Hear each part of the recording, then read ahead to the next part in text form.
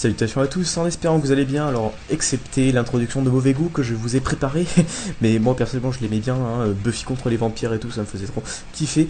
Enfin bon, en tout cas pour cette vidéo vous aurez en plus des phénomènes paranormaux, une explication de ce que c'est, enfin même une présentation et même une expérience sur vous carrément directement de chez vous.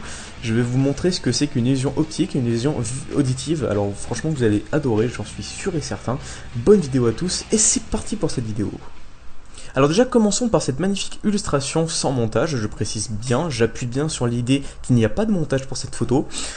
C'est très simple en fait, alors déjà qu'est-ce qu'un touriste fait le soir là, bon là n'est pas la question mais quand même quand on y pense.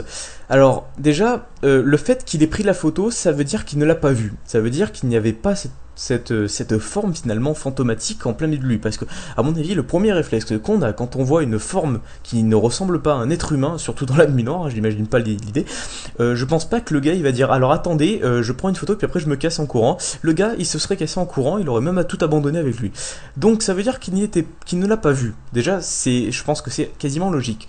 Ensuite le fait que le château soit au bord de la mer, cela déjà répond à pas mal de questions, car quand il y a un peu de vent, c'est très simple, les minéraux de sel sont tout simplement envoyés dans l'air quand il y a un peu de vent, donc logique, hein, bon après ça s'accroche un peu partout, mais bon, c'est un détail, et en fait on peut imaginer que le gars avait mis le flash lorsqu'il a voulu prendre la photo tout simplement du port, je sais pas, de la falaise, du château, bref, et qu'en fait sur l'objectif, le flash, en fait, la lumière du flash a reflété sur les minéraux de sel et ont donné cette forme qui ressemble prochement à un humain, mais quand on analyse bien, on peut voir que c'est juste la forme, il n'y a rien. Il n'y a pas de visage, il n'y a que dalle.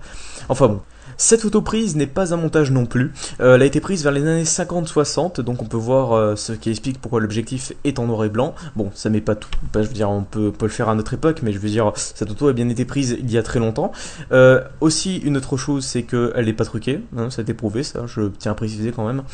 Une autre chose, c'est que contrairement à l'autre, bon ok on a une similitude, c'est que c'est la même apparition fantomatique quasiment, sauf que nous sommes dans un bâtiment, donc on peut pas avoir de chlorure de sodium avec le reflet du flash. Chlorure de sodium c'est la formule chimique du sel, et donc en fait qu'est-ce qui pourrait faire ça finalement au fond? Dans les années 50 il n'y avait pas de montage et tout, donc ce qui a pu causer ça ce sont tout simplement les conduits d'eau chaude. En fait quand il y a par exemple une légère fuite, il y a l'évaporation et en fait elle a pu se faire à cet endroit précis où en fait le reflet du flash sur l'eau, ou plutôt l'évaporation de l'eau, a pu créer cette forme qui est très similaire à la nôtre. Maintenant passons aux illusions optiques. En fait notre cerveau a la capacité tout simplement de rallier tout ce qui est semblable à nous, pour nous montrer en fait que finalement c'est peut-être un être humain, tout ça. Bon, vous m'avez compris, par exemple les apparitions fantomatiques, je veux dire vous montrez ça à un docteur, il voit bien par rapport à l'inclinaison des épaules et tout que c'était pas possible qu'un humain soit si difforme que ça.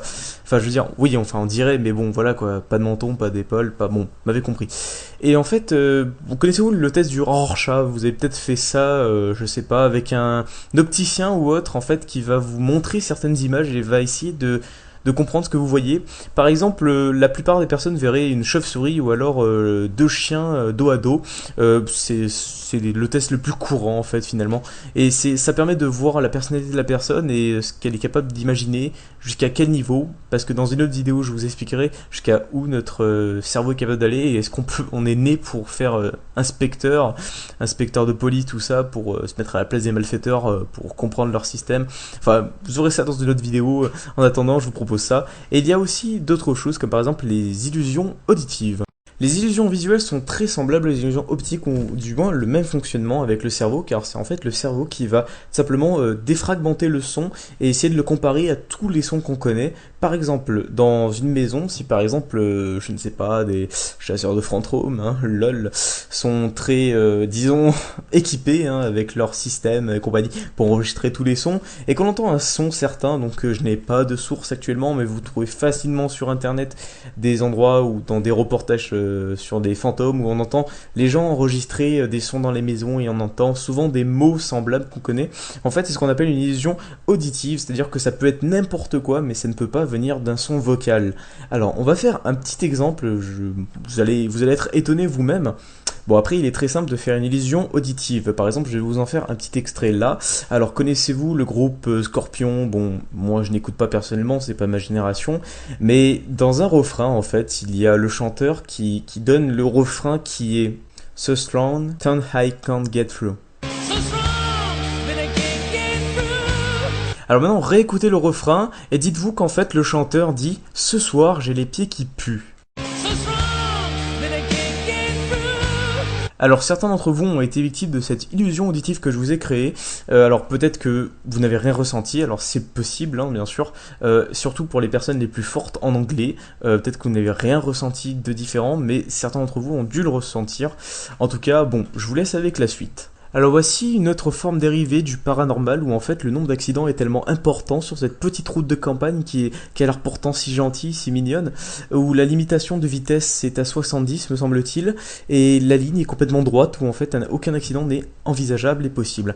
Et curieusement, chaque accident causé par cette route en fait, où il y a plus d'accidents sur cette route que sur une autoroute, je sais pas, n'importe laquelle, en fait il a été prouvé que l'activité électromagnétique autour de cette zone est tellement importante que ça cause une désorientation des sens. C'est un peu un dérivé de l'hypnotiseur, pardon. Où en fait ça va désorienter nos sens et finalement on va causer un accident automatiquement et sans aucune chance de survivre vu qu'on n'a pas le réflexe de freiner. Alors c'est assez grave quand même et en fait on retrouve un peu la même chose dans le triangle des Bermudes. Dans le triangle des Bermudes, ce qui se passe exactement, c'est très simple. C'est que déjà, c'est une zone extrêmement instable où la température peut changer de 10 à 20 degrés comme ça, où finalement une petite vague de 10 mètres peut passer à un tsunami, ou putain déjà 10 mètres c'est déjà pas mal, je veux dire 1 mètre, voilà, où je veux dire il peut y avoir des tempêtes, des ouragans, et c'est pour ça qu'il y a autant d'accidents, et il y a aussi une très forte activité électromagnétique dans cette zone-là. C'est pour ça qu'il y a autant d'accidents, et aussi autant de disparus. Et c'est ainsi que se termine cette vidéo en espérant qu'elle vous aura plu. Si vous pouviez mettre un petit like, cela me ferait énormément plaisir. Je vous le demande quasiment jamais, mais là c'est une petite exception pour une grosse vidéo comme ça mérite une petite récompense. Bon, en tout cas, merci à tous de m'avoir écouté. J'espère que cette vidéo vous aura bien plu. Bonne soirée à tous, et puis attention à ce qui se passe autour de vous, hein, on ne sait jamais.